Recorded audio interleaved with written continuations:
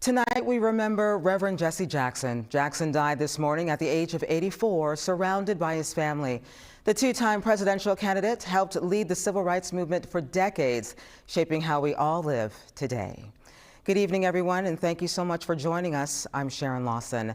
Jackson led a lifetime of crusades in the United States and abroad, advocating for the underrepresented on issues like voting rights, jobs, education, and health care.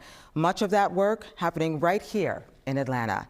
Our Daniel Wilkerson joins us live in studio. And Daniel, the nation has lost another civil rights icon, and it's so hard to believe. It is. You know, for decades, Jesse Jackson's voice echoed through Atlanta churches, really to the global stage. Well, today, former Atlanta mayor and former U.S. ambassador to the United Nations, Andrew Young, told us some of Jackson's most defining moments were not just about protests, but about presence, leadership, and Atlanta's role in shaping him.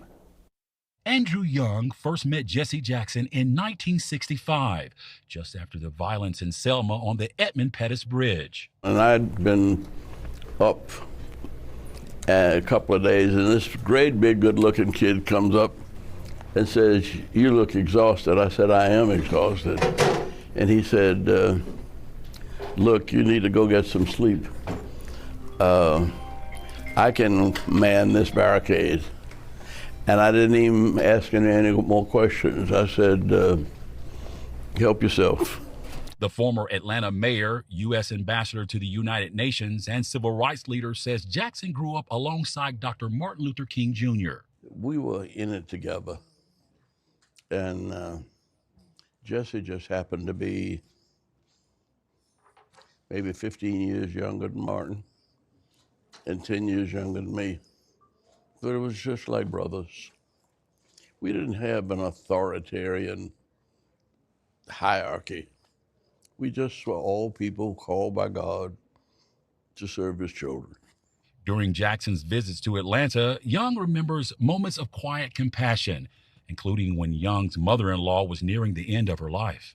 He was flying through here, going back to North Carolina, and he got off the plane and drove by the hospital. And so he was a pastor as well as a protester.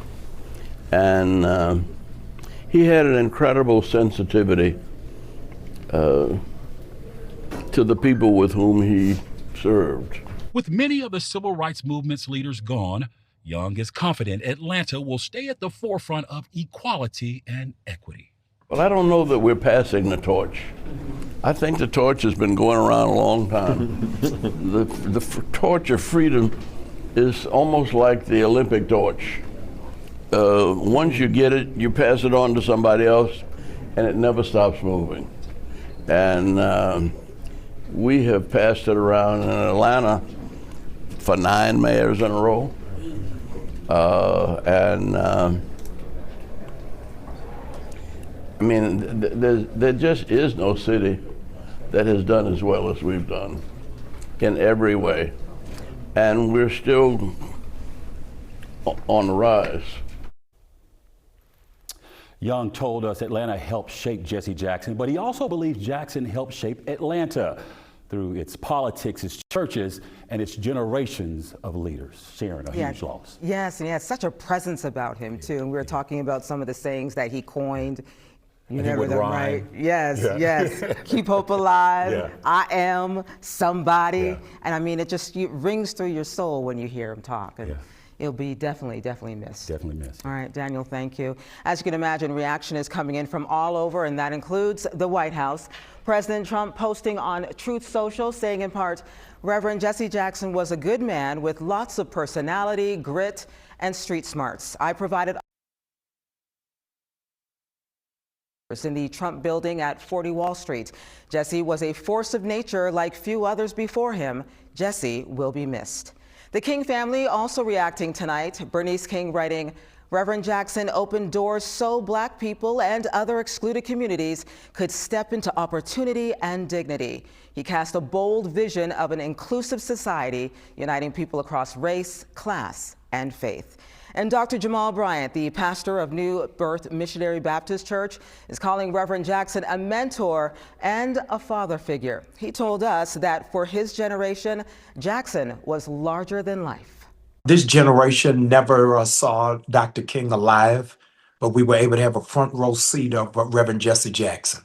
This was our Superman, without a cape and without a phone booth, but he was always on the run trying to make the nation better. Indeed he was. Bryant says he will always remember that Jackson's final protest was right alongside him, fighting for equality, even from a wheelchair.